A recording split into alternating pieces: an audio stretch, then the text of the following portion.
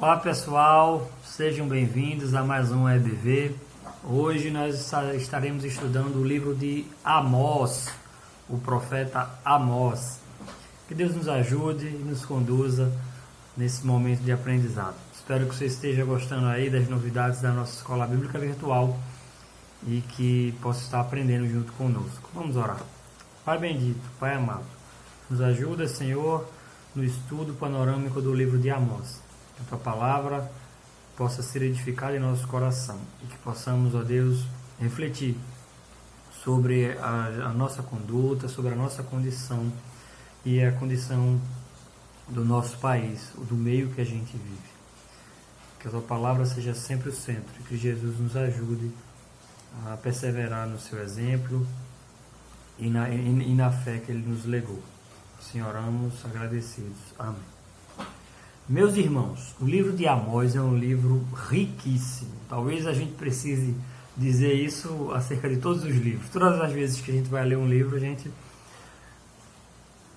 se depara com a profundidade, com a riqueza que o livro traz. E Amós, ele tem uma característica bem peculiar. A gente viu ao longo de alguns estudos, que alguns profetas eles tinham uma linhagem, eles vinham de uma linhagem muitas vezes sacerdotal, ou eram oriundos da escola de profetas, que foi instituída lá atrás, ainda na época dos reis, logo com Elias, Elias, Eliseu. A gente já vê alguns relatos sobre a escola dos profetas. Então se tornou um ofício que era aprendido. Mas nesse caso aqui de Amós, a gente tem basicamente uma pessoa oriunda da zona rural, embora ele não fosse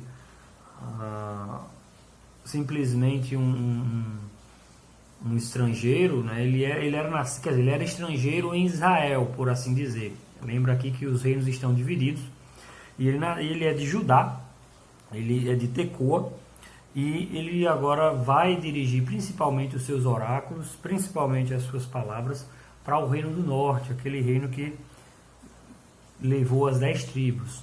Então, ele é de Tecoa, que é uma vila que fica em Judá, 8 quilômetros ao sul de Belém. E basicamente aqui no livro de Amós nós vamos ter algumas divisões, 3 divisões, para ser bem prático. A primeira está aqui até o capítulo 2, verso 16, capítulo 1 até o capítulo 2, verso 16, que são vaticínios ou profecias em relação a vários povos que estavam próximos ao reino de Israel.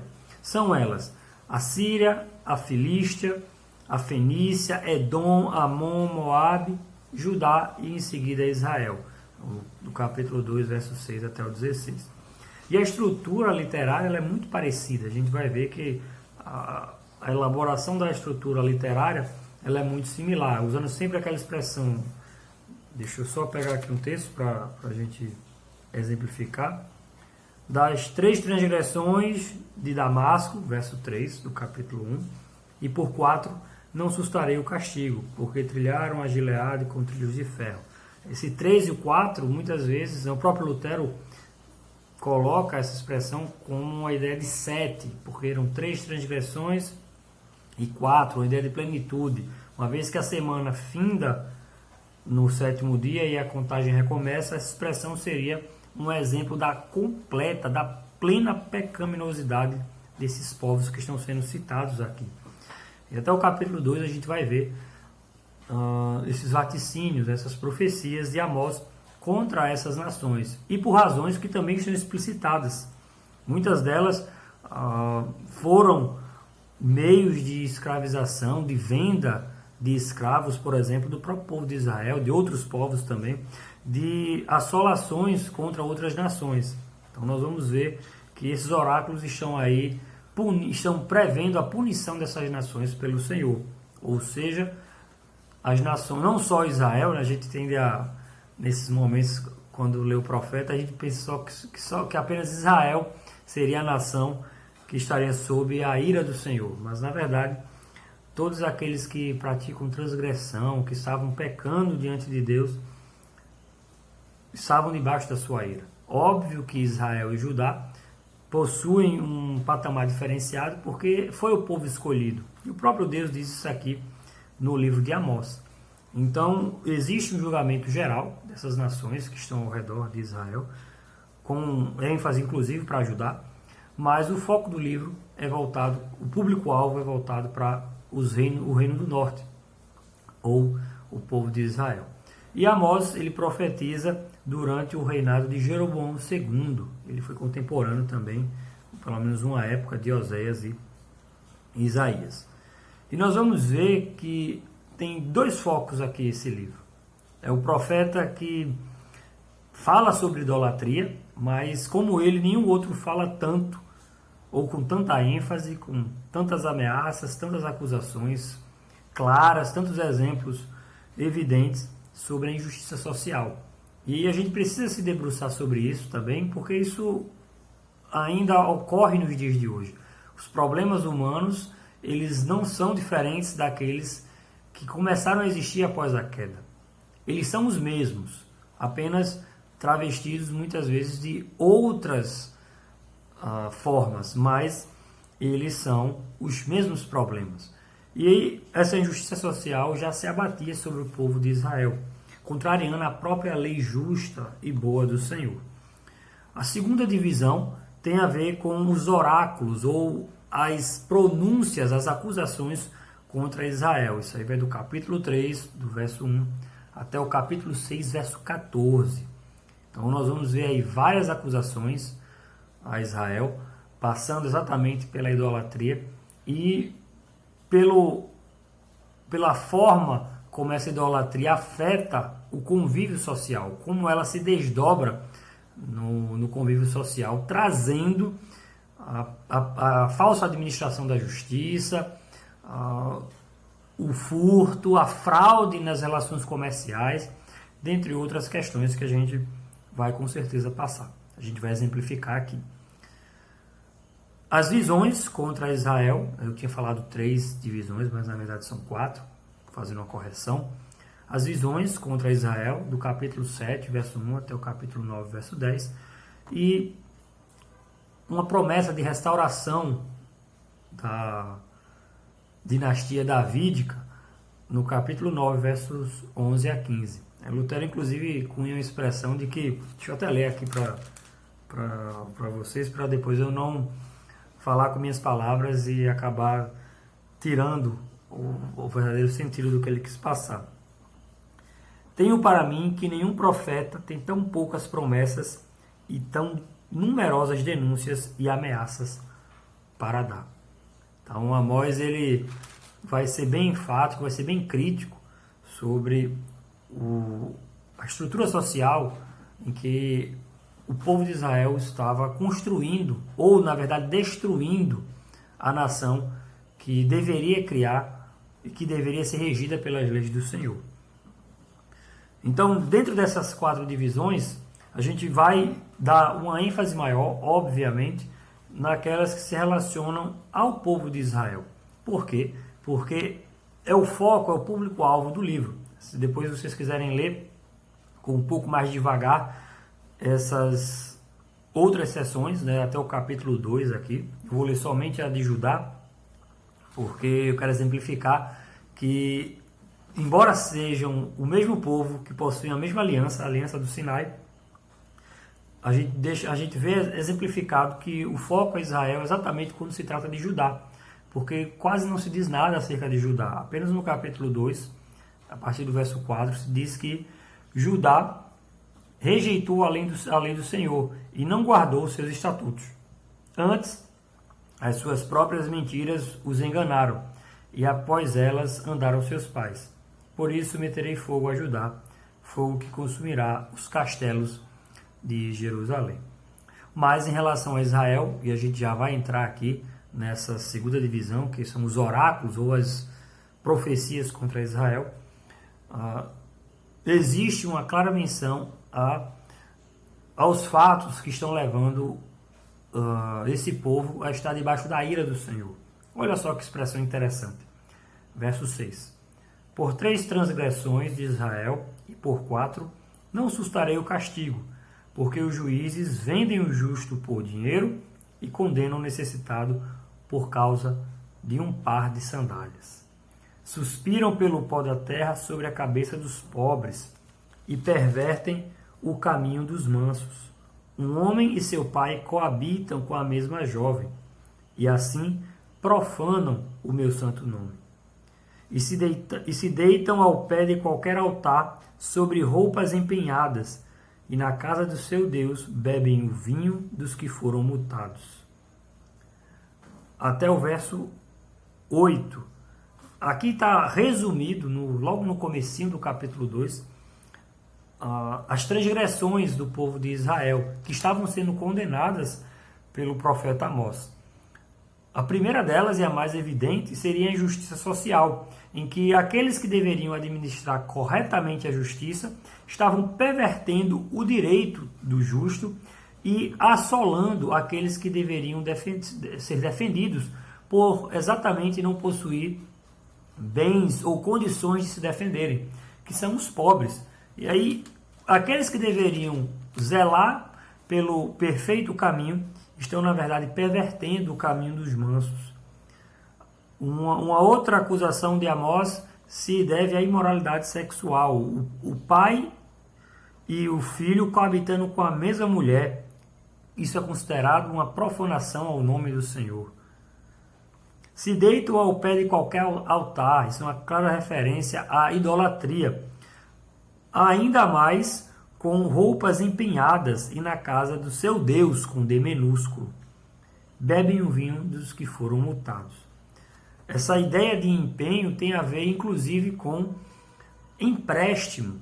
E a própria lei do Senhor, no capítulo 24 do livro de Deuteronômio, vai mostrar que aqueles que empenham as suas vestes, para aqueles que emprestam algum valor, devem ter restituídas as suas vestes para que possam dormir, para que tenham com o que se aquecer.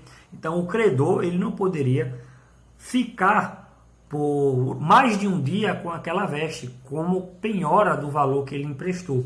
Mas ele deveria restituir àquele a quem ele emprestou o valor, ou alguma monta, ou algum recurso, para que ele tivesse com o que se cobrir, com o que se proteger do frio.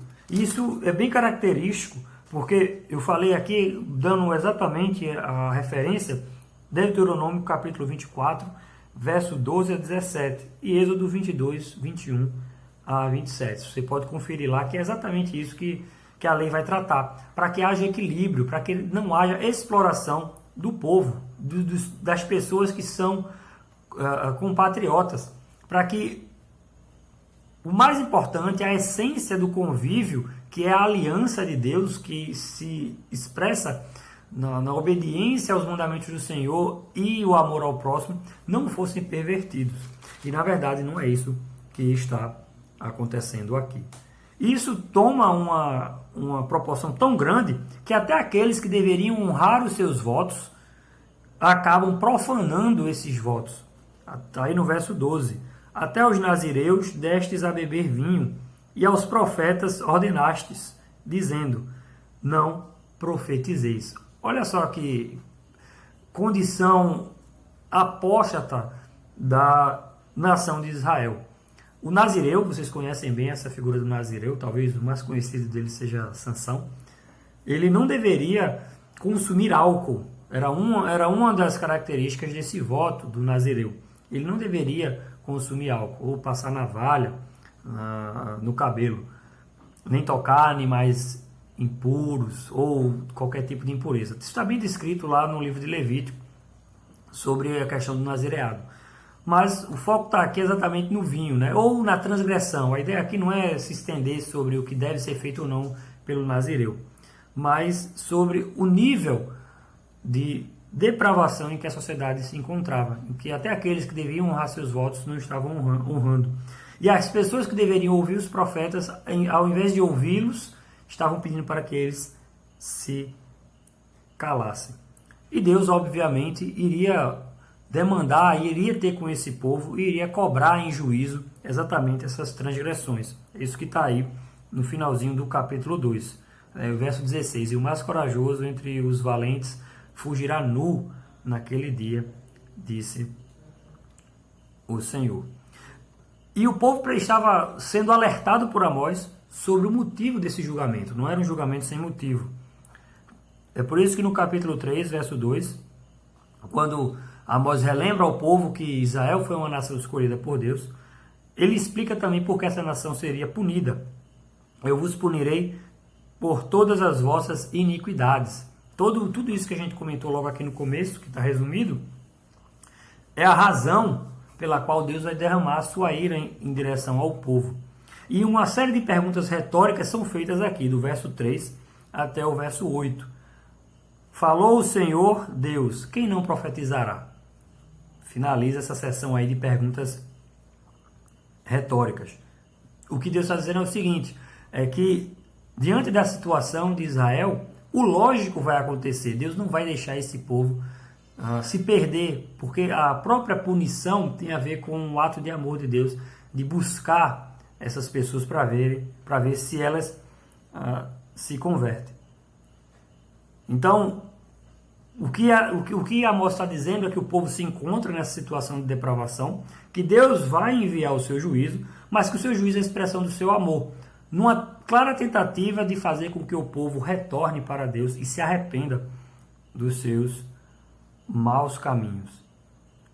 Verso 10 do capítulo 3. Porque Israel não sabe fazer o que é reto, diz o Senhor, e entesoura nos seus castelos a violência e a devastação. Portanto, assim diz o Senhor Deus, o inimigo cercará a tua terra, derribará a tua fortaleza, e os teus castelos serão saqueados. Olha que expressão forte que Deus usa aqui, que Amós usa aqui no verso 12. Como o pastor livra da boca do leão as duas pernas, ou um pedacinho da orelha, assim serão salvos os filhos de Israel que habitam em Samaria, com apenas o canto da cama e parte do leito. É uma clara demonstração aqui do juízo divino, que se avizinha exatamente pelas iniquidades, pelas transgressões que estão exemplificadas no livro de Amós. Isso é importante a gente dizer, porque a injustiça social, ela não é uma causa, ela é um efeito exatamente da apostasia. Eu resumi isso na seguinte expressão: a injustiça social é uma expressão da apostasia, ou seja, por não respeitar a lei de Deus, por não atentar para os seus desígnios, ou simplesmente ao cumpri-los apenas aparentemente, ou querendo apenas fazê-lo de forma ritualística, nós pervertemos o direito, nós passamos a nos importar mais conosco do que com o nosso próximo, em demasia, trazendo sobre nós exatamente essa culpa sobre a injustiça e também sobre as pessoas que sofrem a injustiça. Então, o que acontece? Deus está aqui colocando claramente que é exatamente essa apostasia, esse afastamento que está levando o povo de Israel a viver dessa forma. Lembrando que durante aqui Jeroboão II, durante o rei Uzias, o povo vivia aparentemente numa tranquilidade. Os reinos ao redor não eram uma ameaça tão grande. Era um período relativamente de paz, de prosperidade. Então o povo acabou, quando eu digo o povo, Amós está se dirigindo aqui mais exatamente a um público específico, né? E quando ele vai se referir a essas questões, ele se refere mais à aristocracia da época, porque eram eles que estavam pervertendo o direito, eram eles que viviam como se a vida que eles levassem não tivesse nenhuma ligação com a aliança que foi forjada antes com Deus, né? Como povo escolhido de Deus, que foi firmada lá com Abraão no capítulo 15 do livro de Gênesis. E esses oráculos continuam até o capítulo 6, verso 14. E essas, eu queria só exemplificar, gente, porque muitas vezes a gente faz uma leitura enviesada sobre o livro de Amós. O livro de Amós, ele ataca ferozmente a justiça social, mas eu volto a dizer, é uma expressão exatamente do afastamento, da apostasia do povo de Israel. Olha o que diz aí o verso 13 do capítulo 3. Ouvi e protestai contra a casa de Jacó, diz o Senhor Deus, o Deus dos exércitos, no dia em que eu punir Israel por causa das suas transgressões. Visitarei também os altares de Betel. Olha, é uma clara expressão de idolatria, os altares que estavam em Betel. Lembrando que logo na divisão do reino, para o povo não ir a Jerusalém, que era o local designado por Deus para ser adorado, Jeroboão, ele faz um bezerro de ouro, começa a instituir um local para adoração própria das 10 tribos, para que as pessoas não fossem a Jerusalém e de alguma forma ele perdesse algum tipo de poder. E as pontas do altar serão cortadas e cairão por terra. Derrubarei a casa de inverno, a casa de verão, as de marfim, e as grandes casas serão destruídas. Uma clara referência aqui aos símbolos de poder do povo de Israel. E essa expressão da apostasia, ela se revela em todas as áreas. Ela se revela na área pessoal, relacional com Deus, né? na relação do homem com Deus, mas na relação do homem com o próprio homem, ou da sua vida em sociedade. Isso está exemplificado no capítulo 4, verso 4. A cada manhã trazeis vossos sacrifícios, e de 3 em 3 dias os vossos dízimos, e ofereceis sacrifício de louvores do que é levedado. E apregoai ofertas voluntárias e publicai-as, porque disso gostais, ó filho de Israel, disse o Senhor. É uma clara referência aqui a apenas a forma de culto, de adoração, mas não a essência, aquela que brota do coração. Mas Deus ainda chama o povo a se arrepender. Capítulo 5, pois assim, verso 4. Pois assim diz o Senhor à casa de Israel: buscai-me e vivei. Porém não busqueis a Betel. Olha que é uma clara referência novamente à adoração idólatra. Nem venhais a Gilgal, nem passeis a Berseba, porque Gilgal certamente será levada cativa, e Betel será desfeita em nada. Buscai ao Senhor e vivei. Verso 6. Para que não irrompa na casa de José como um fogo que a consuma, e não haja em Betel quem o apague. Vós que converteis o juízo em alosna, e deitais por terra a justiça. Procurai o que faz o 7 estrelo e o Órion, e torna a densa treva em manhã, e muda o dia em noite, o que chama as águas do mar e as derrama sobre a terra. O Senhor é o seu nome. É ele que faz vir súbita destruição sobre o forte e ruína contra a fortaleza. É a esse Deus que Israel deve procurar, e não a idolatria, e não outros deuses que simplesmente não fizeram absolutamente nada. Em vez de adorar o 7 estrelo e o Órion, que era a astrologia, né, a adoração desses astros, eles deveriam adorar aquele que formou esses astros, que deu luz a esses astros. E é dentro desse cenário que uma fortíssima expressão irrompe no capítulo 4, verso 12. Diante de todas as injustiças e diante de todas as transgressões e pecados que estavam sendo feitos pelo povo, seja a adoração idólatra, seja o ritual, pelo ritual, sem essência, seja pela injustiça social para com aqueles que deveriam ser protegidos e que estavam em situação de vulnerabilidade, o profeta Amós diz o seguinte: portanto, assim te farei, ó Israel. E por que isso te farei? Prepara-te, ó Israel, para te encontrares com o teu Deus. Essa é uma clara expressão que deve causar temor, que deve causar medo. Israel, porque você vive dessa forma, porque você faz isso, porque você desampara quem deve amparar, porque você adora quem não deve adorar, porque você simplesmente não cumpre com os preceitos da aliança, os preceitos da lei de forma genuína, se prepare. Prepara-te, ó Israel, para encontrares com o teu Deus. Clara menção aqui ao fato de Deus ser justo e que há de julgar retamente e que não deixará passar em vão ou em branco as injustiças cometidas pelo povo ou a apostasia que o povo vive. Olha o que diz o capítulo 5, verso 10. Vamos devagar para a gente não perder toda essa beleza que tem aqui em Amós. Aborreceis na porta aos que vos repreendem, e abominais o que fala sinceramente. Portanto, visto que pisais o pobre, e dele exigis tributo de trigo, não habitarei nas casas de pedras lavradas, que tendes edificado, nem bebereis do vinho das vides desejáveis, que tendes plantado. porque sei serem muitas as vossas transgressões e graves os vossos pecados. Afligis o justo, tomais suborno e rejeitais os necessitados na porta. Portanto, o que for prudente guardará então silêncio, porque é tempo mau. Olha que situação. E às vezes a gente olha para esse texto e se pergunta se de fato Amós ainda não fala conosco hoje. Aborrecem o que vos repreende e abomina o que fala a verdade, o que fala sinceramente.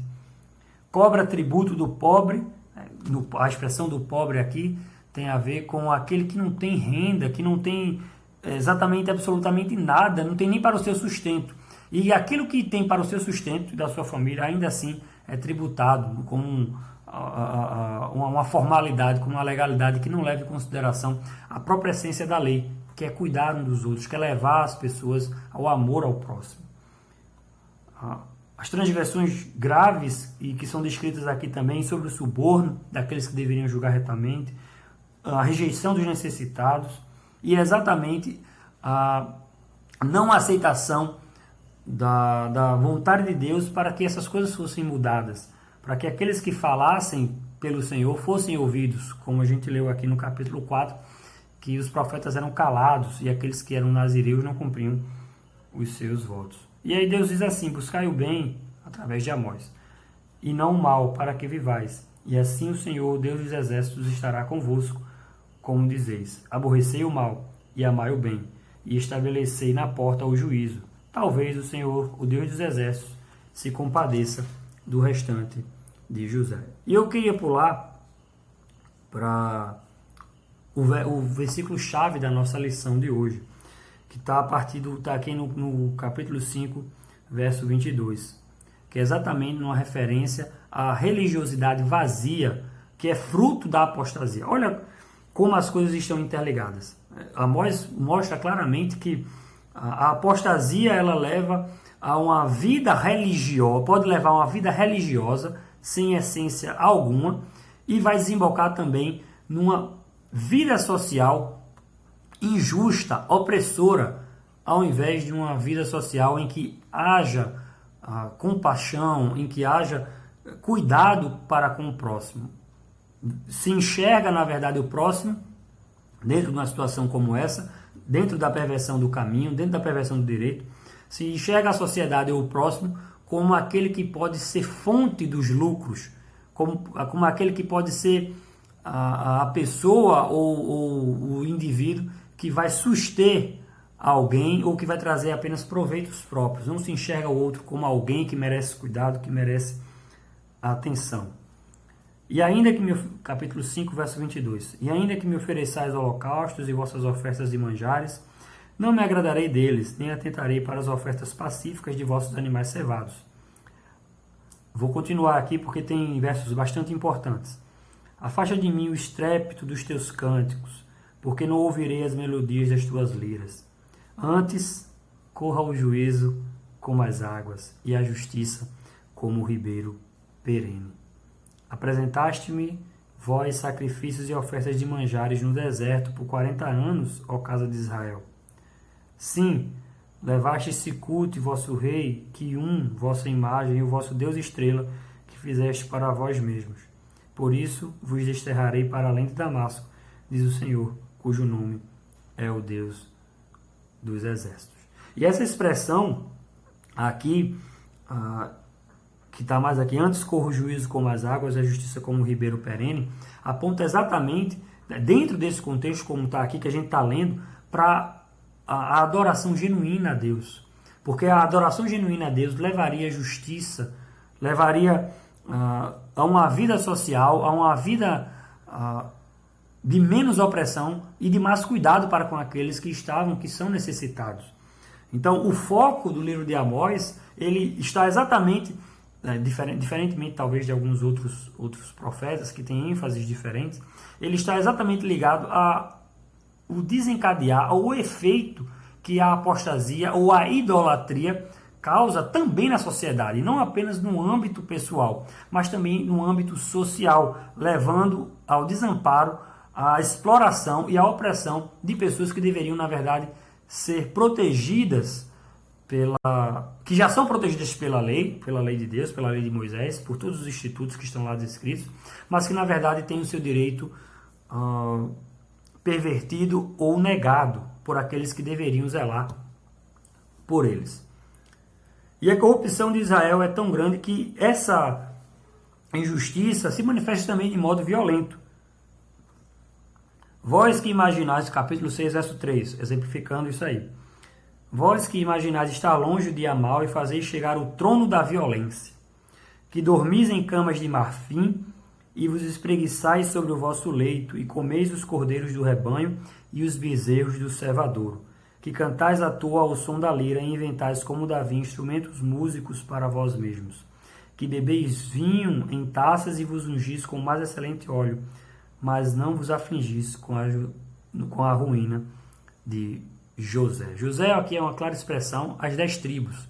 Lembra que o fato de José ter sido fiel desde o começo a Deus fez com que Deus concedesse a ele, né, 2 tribos aqui, Efraim e Manassés. Então, geralmente as tribos, quando se referem aqui às 10 tribos, se refere geralmente a Efraim como líder dessas 10 tribos. Então, as pessoas que na verdade deveriam se preocupar com a vida social, com aqueles que estavam menos favorecidos, estavam dormindo em camas de marfim, tomando vinho, se espreguiçando sobre o leito, vivendo em ociosidade, enquanto existia a ruína, ou enquanto as pessoas passavam por necessidades. E aí, por conta disso, exatamente por eles não cuidarem dessas pessoas que estavam sofrendo essas injustiças, Amós apregou o juízo de Deus contra eles. Como é que vocês conseguem viver uma realidade tão diferente e simplesmente não se preocuparem com a realidade que várias pessoas vivem, que várias pessoas passam, como a fome, como a peste, ou como a falta dos mantimentos mais básicos para a sua sobrevivência? É isso que Amós está denunciando aqui. A hipocrisia e o apego às coisas materiais e o distanciamento do amor ao próximo que estava existindo por parte do reino de Israel. E isso é tão forte que vai, obviamente, despertar a ira das pessoas que estavam se regalando dessas condições. É por isso que a gente vai ver, inclusive, um embate do profeta Amós com o sacerdote Amazias. A nossa revista faz até uma comparação. Eu queria aqui ler para vocês, que eu achei muito pertinente. A partir do capítulo 7:14. Amós não era profissional da religião. Eu comentei que ele não fazia parte da escola de profetas. Ele deixa isso bem claro no capítulo 7. Verso 14. Eu não sou profeta nem discípulo de profeta, mas boieiro e colhedor de sicômoros, ou um comerciador de lã. Mas o Senhor me tirou de após o gado, e o Senhor me disse: vai e profetiza ao meu povo de Israel. Ora, pois, ouve a palavra do Senhor. Tu dizes, ele falando para Amazias, não profetizarás contra Israel, e nem falarás contra a casa de Isaque. Portanto, assim diz o Senhor, que o povo de Israel seria levado cativo. Então, Amós não era profissional da religião, enquanto Amazias era sacerdote de Betel, não de Deus, era um profissional, era sacerdote contratado. Amós obedecia a Deus sem pensar em agradar a ninguém. Amazias servia no santuário do rei e no templo do reino. Mas onde é que estava Deus nessa história? A gente já viu que Deus não aceitaria esses holocaustos ou as liras dos cânticos do povo de Israel, exatamente porque o povo simplesmente ignorava a essência da lei, a essência do convívio justo que deveria existir. De que a adoração a Deus ela deve estar associada também à prática da justiça. E a prática da justiça envolve também a justiça social. Não é apenas uma relação interna, onde eu me relaciono com Deus, ou a igreja se relaciona com Deus, e as pessoas se relacionam com Deus, e isso não extrapola para o âmbito social. A nossa vida, a partir do momento que nós nascemos de novo, deve ser pautada por princípios que vão levar exatamente à proteção dos desamparados, à denúncia das injustiças e à preservação da ordem social. E quando eu digo ordem social, é aquela ordem social que garante o mínimo ou as condições mínimas de sobrevivência às pessoas. Como filhos de Deus, como cristãos, nós não devemos prescindir desse debate ou simplesmente nos calar. Porque é isso que estava acontecendo. Lembra que a gente leu aqui que o capítulo 5, verso 13, o prudente vai ficar em silêncio, porque o que é certo está sendo considerado errado e o que é errado está sendo considerado certo. Então, para não sofrer algum tipo de retaliação, acaba que os prudentes estão ficando calados. Olha essa expressão no livro de Amós. Muito parecida com uma expressão que nós conhecemos, né, de que o silêncio dos bons é que mais preocupa a sociedade. Exatamente porque nós estamos passando, meus queridos irmãos, ainda nessa terra caída, por situações onde existem ainda muitas injustiças. E como cristãos, devemos entender que a nossa vida de adoração deve estar conectada também com a nossa vida e a nossa conduta justa no âmbito social, no âmbito legal da nossa sociedade. Porque nós também seremos julgados por isso. Os frutos são a prova de que a videira está ligada à videira verdadeira, de que os ramos estão ligados à videira. E o capítulo 7 até o capítulo 9, verso 10, como eu comentei, eles vão trazer algumas visões. A visão do gafanhoto, do fogo e do prumo. O gafanhoto e o fogo mostram a misericórdia de Deus, porque Deus ia levar o gafanhoto e o fogo para acabar, para dizimar as lavouras, e Amós intercede pelo povo. Então isso mostra que Deus, ainda que queira aplicar o seu juízo, o seu castigo, ele é um Deus misericordioso. O prumo tem a ver com a justiça, de que Deus não deixaria o povo simplesmente sem o castigo devido pelas suas transgressões. É nesse sentido aí que Amós é acusado de conspirador, de falar contra o rei, quando na verdade ele falava pelo verdadeiro rei, pelo Rei dos Reis e Senhor dos Senhores. O capítulo 8 traz uma figura de que a nação de Israel é como um cesto de frutos ou de figos maduros, ou seja, estão prontos para receber o julgamento, o juízo de Deus. Olha como o livro de Amós está impregnado dessa questão da justiça social também. Ouvi isto, vós que tendes gana contra o necessitado, e destruís os miseráveis da terra, dizendo: quando passará a festa da lua nova para vendermos os cereais, e o sábado para abrirmos os celeiros de trigo, diminuindo o efa e aumentando o ciclo, e procedendo dolosamente com balanças enganadoras, para comprarmos os pobres por dinheiro e os necessitados por um par de sandálias, e vendermos o refúgio do trigo. Jurou o Senhor pela glória de Jacó: eu não me esquecerei de todas as tuas obras para sempre. Por causa disso não estremecerá a terra, e não se enlutará todo aquele que habita nela. Deus está olhando, observando a prática injusta que se estabelece também no comércio, para além da indiferença para com aquelas pessoas que estavam passando necessidades, ainda existia o roubo, o furto através de balanças enganadoras, mostrando exatamente isso, de que o povo distante de Deus, as pessoas distantes de Deus, elas vão inevitavelmente atender a sua depravação e vão levar isso também para o âmbito social, defraudando as pessoas, tirando o direito daqueles que o possuem. E a última visão é que os juízos de Deus são inevitáveis. Ele está já em pé junto ao altar e ele diz o seguinte, verso 1 do capítulo 9: fere os capitéis, tem a ver com os altos de idolatria, e estremecerão os umbrais, e faze tudo em pedaços sobre a cabeça de todos eles. Matarei a espada até o último deles, nenhum deles fugirá e nenhum escapará. Isso é muito forte, gente, porque Deus está usando aqui expressões muito duras para mostrar que ele não tolera o modo pecaminoso de viver. E não tolera também as injustiças decorrentes desse modo pecaminoso. Isso é bom que fique claro. Eu queria ler, inclusive, aqui a Declaração Doutrinária Batista, para que a gente percebesse como nós devemos levar em consideração essa mensagem do livro de Amós, que é tão atual. Como o sal da terra e a luz do mundo, é ordem social, capítulo 16.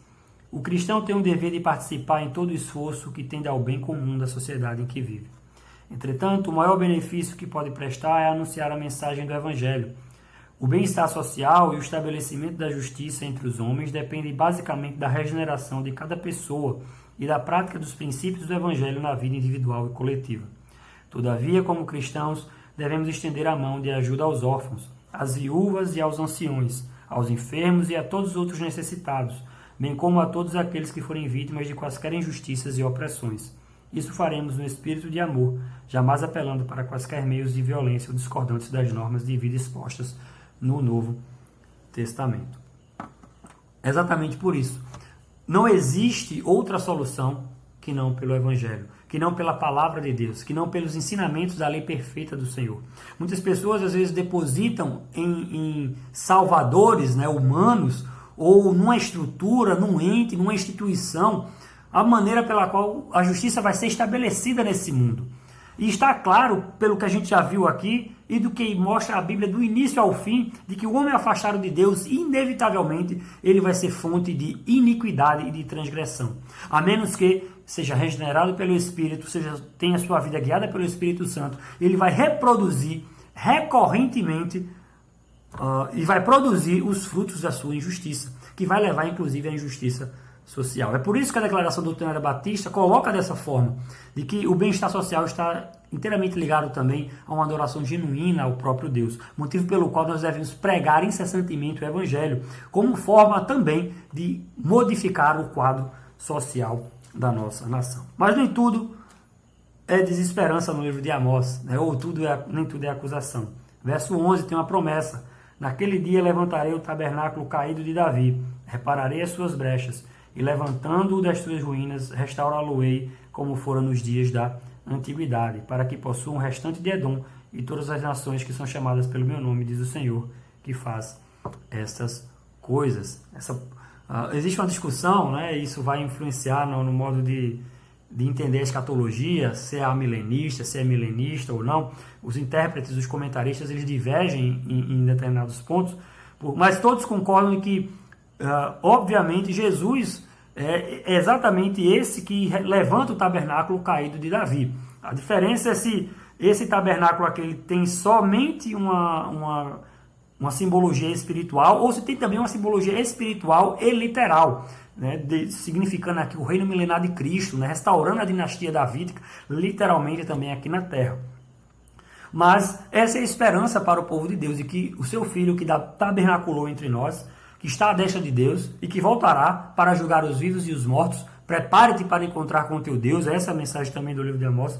Ele vai voltar e vai fazer justiça, e vai fazer com que a justiça e o juízo sejam perenes e corram e fluam como rios. Expressão essa, inclusive, muito próxima àquela que Jesus usa lá em João capítulo 7. Aquele que crê em mim, rios de água viva fluirão do seu interior. A regeneração opera o fluir de rios de água viva. E rios de água viva não podem, essa fonte não pode fazer brotar injustiças. Nós devemos, na verdade, lutar contra essas injustiças. E eu queria fazer algumas aplicações aqui. Em relação ao Novo Testamento, só existem duas passagens que citam alguns comentários aqui de Amós. As duas estão em Atos, uma no discurso de Estevão, outra no Concílio de Jerusalém. Mas Tiago faz ecoar também na sua epístola exatamente o que está sendo dito aqui, de que a fé sem obra é morta. Desculpa a expressão. A fé sem obra é morta. É exatamente pelas obras que nós conhecemos a fé. Não a obra, como o próprio Amós falou aqui, ritual, aquela que apenas cumpre uma formalidade, mas aquela que brota do coração, nascido de novo, regenerado, e que lá no capítulo 1, verso 27, tem o seu resumo, né? A religião pura e imaculada para com Deus é aquele homem que domina a língua, que cuida das viúvas e dos órfãos e que se abstém da contaminação deste mundo. Portanto, meus amados irmãos, a primeira aplicação tem a ver exatamente com isso. A fé sem obras é morta. O livro de Amós nos chama, conclama ao povo de Deus a uma verdadeira adoração e, consequentemente, a lutar pela justiça social, pelo bem social. Mas a exatamente também atuar nas causas dessas injustiças. E não achar que uma pessoa ou uma instituição, seja ela o Estado, uma ONG ou qualquer outra coisa que seja, vai resolver ou vai estabelecer a justiça aqui na terra. Nós sabemos que a justiça estabelecida na terra se faz quando o povo de Deus aprende da sua palavra e vive o evangelho da forma genuína. Portanto, não devemos ser coniventes com as injustiças. Pelo contrário, devemos agir contra as injustiças e proteger aqueles que sofrem as injustiças. De modo que, fazendo assim, cumpriremos também a lei de Cristo, de amar ao próximo como a nós mesmos. ou de fazer aos homens aquilo que nós queremos que os homens nos façam. Proteger aqueles que não podem se proteger. Abrir a boca em defesa daqueles que não podem se defender. Uma outra aplicação tem a ver com a própria revelação de Cristo no livro de Amós. Não existe outro meio pelo qual nós alcançaremos a justiça verdadeira.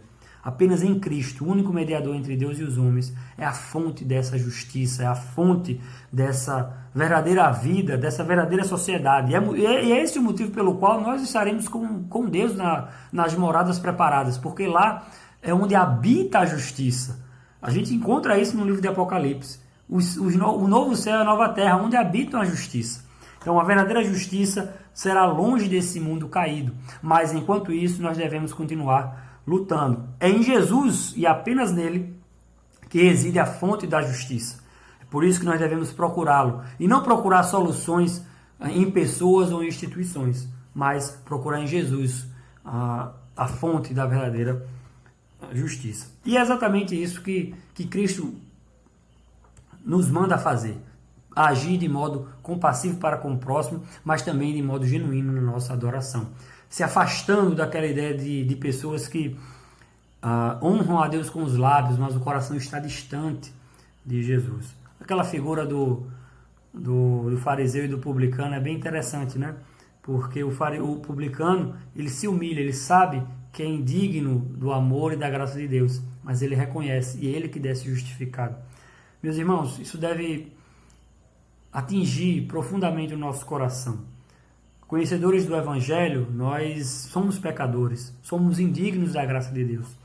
Mas, como a Bíblia mesmo diz, Deus, pelo grande amor pelo qual nos amou, sendo rico em misericórdia, nos salvou pela graça. Isso deve incutir em nosso coração humildade, primeiramente, porque aqueles que não mereciam nada receberam tudo através de Cristo. E, em segundo lugar, deve nos incitar a praticar as boas obras, as obras que já foram preparadas por Deus de antemão para que andássemos nela. E é por isso que nós devemos atentar para o ensino neotestamentário, para o ensino escriturístico, de que nós devemos praticar a justiça. A praticar a justiça significa nos conduzirmos segundo a lei do nosso Senhor, protegendo aqueles que não podem se proteger, ajudando aqueles que não têm como ser ajudados e denunciando as injustiças que acontecem contra eles ou quaisquer outras pessoas. Porque esse é o evangelho da nossa salvação. O evangelho que impunha não a moralidade vazia ao ritual, mas a verdadeira expressão da justiça, aquela que vem pelo evangelho mediante Cristo Jesus, que nos salva da ira vindoura e que transforma o nosso modo de viver, tanto no seio familiar ou no relacionamento com Deus, como no relacionamento social ou relacionamento profissional. Que Deus nos ajude e que possamos entender a mensagem do profeta Amós dessa forma,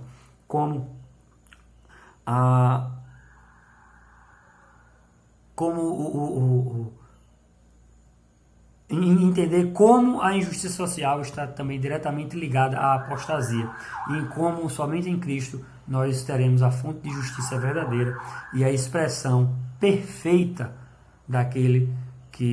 a expressão perfeita dessa justiça que nós homens aqui, embora não iremos alcançar, devemos lutar e prosseguir em santidade nesse caminho e nesse objetivo. Que Deus abençoe você e que lhe dê uma semana excelente na paz do Senhor.